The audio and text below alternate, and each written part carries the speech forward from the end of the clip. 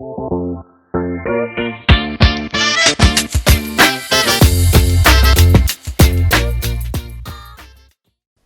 and welcome to this Thrive tutorial. In this one, we're going to go through the process of creating your first automation in Thrive Automator. An automation is a workflow with the help of which you are able to interconnect various products and create different actions in between them. And of course, you can add filters, delays, and so on. Each automation will consist of a start trigger and one or more actions, depending on what you're trying to achieve, as well as filters or delays. If necessary, after you finish creating the workflow, you can save it and decide whether you want to activate the automation then or wait and activate it later. And from there on, every time the start trigger event happens, the automation will start running.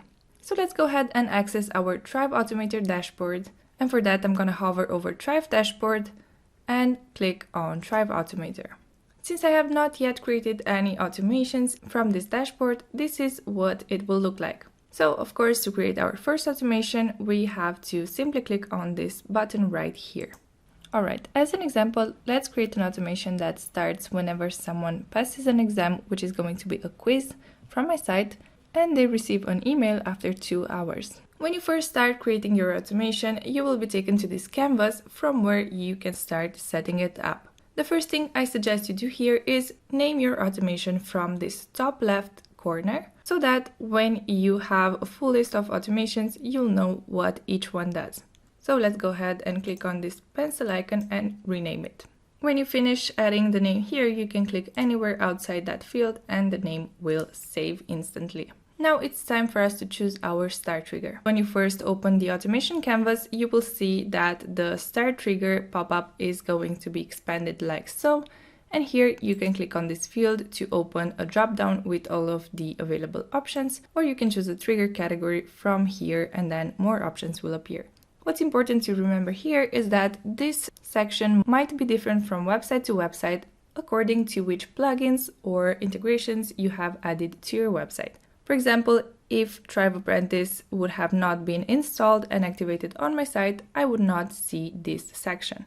The same goes for Studio Card, which is an integration that I have manually added, and this is going to give me more triggers and actions in my Thrive Automator dashboard as I have created this integration. Alright, so as I said, what I want to happen is whenever someone completes one of my quizzes from my website, they get added to my autoresponder of choice. So for that reason, I'm gonna go for the Quiz Builder trigger category, and from here I'm gonna choose the user completes quiz start trigger.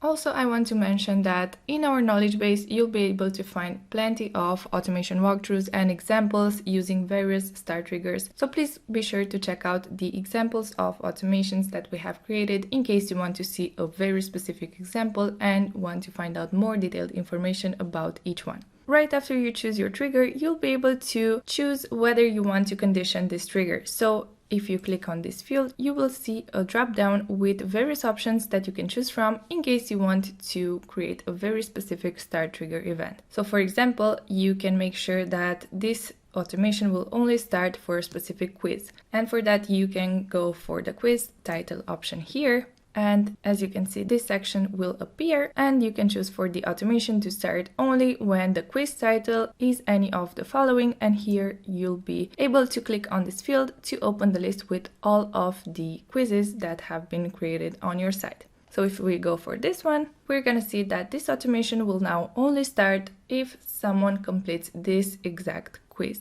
One more thing I want to mention is that you will also have some options right here next to the trigger. And as you can see, you are able to limit the number of executions of this automation. By default, this is going to be set to unlimited times, but you will have plenty of options here to really customize this trigger. I'm going to go back here, and as I said, this is going to be my setup, and I'm going to click on Done to save our start trigger. Of course, you can always go back and edit it if necessary. So next, as you can see, we're going to have to link actions and filters in between each other. And all you have to do is click on this plus sign, which will open the section from where you have to choose your next step. What you can do here is basically go for a filter, a delay, or actions. First of all, I want to set up a 2-hour delay before setting up the next action. To set it up, of course, we're going to have to click on it and then simply complete these two fields.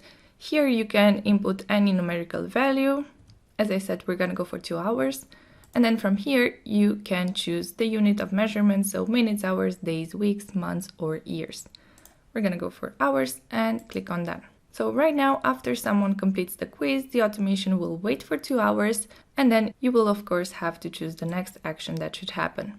Again, you will see the action categories, and clicking on them will expand the actual actions found in each category, as you can see here. As the next action, I want to add my user into an autoresponder, and you will have to click on this field to open the list of available integrations and choose the desired one. Now, these are the integrations that you have previously set up in your Thrive dashboard.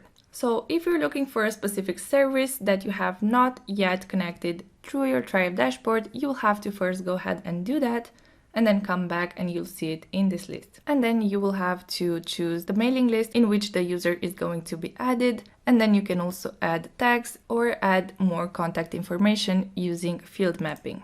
So I'm going to start by choosing my mailing list, and you can even add the tags if you want to do that. And then of course click on done to save everything.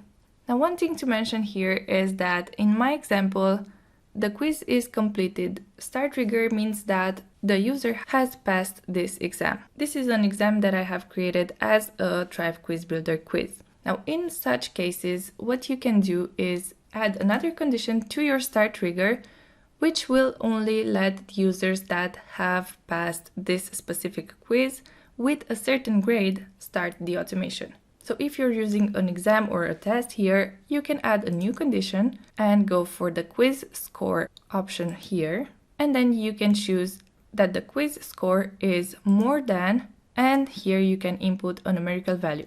So in my case, I know that my quiz, so this final exam for a photography course, has the maximum score of 100 points. Now I can decide on the passing grade, so let's say 60 points or 70 points, and only start this automation for the users that have this quiz score more than that value. So now, as you can see, for this start trigger, we have set up 2 conditions, one of them using the quiz title and the other one the quiz score. This will make it very specific that only the users that achieve a certain score or above it to this specific quiz will start my automation. So in this case, we'll receive an email. Don't forget to click on done to save the start trigger, and then we can continue to add more actions and more filters if necessary. And of course, you can always continue this automation if you need more events to happen or more actions to happen.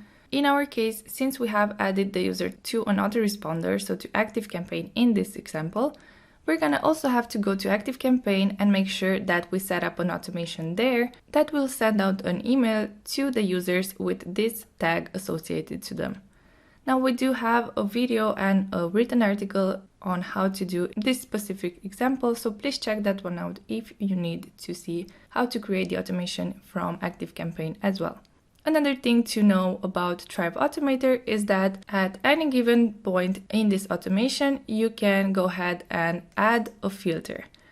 So for example, we can add a filter here, and as you can see, you can choose to only continue this automation if and go for a very specific option here. So if we wanted to create an even more complex automation, we could have also added a filter here or here, like so, and then only continue this if, let's say, the user role is any of the following, and you can choose one from here. So besides the fact that the user has to complete this specific quiz with a score that is more than 70 points, we can also choose that the user has to be a subscriber, for example. And this way, this email that you will set up from ActiveCampaign will only be sent to the persons that fit in this criteria. So when you're done in this automation canvas, when you're done setting up your automation, what you can do is either hit save and finish and then come back and activate the automation later, or go ahead and activate it now and click on save and finish. As soon as the status of an automation is set to active, that means that from that point on, whenever the start trigger event happens, the automation starts. Now, as you create more than one automation, You will also have this sidebar available here for you to filter the automations that you see on the right side here. However, we have presented the entire Thrive Automator dashboard in another tutorial, so please check that one out as well. And you can go ahead and access our Thrive knowledge base, where you will be able to find plenty of complete walkthroughs and examples of automations. Now, this is how you can create and activate or publish an automation using Thrive Automator. Hopefully this tutorial was useful, and as always, be sure to check out the knowledge base and our YouTube channels for more information on Thrive Suite products.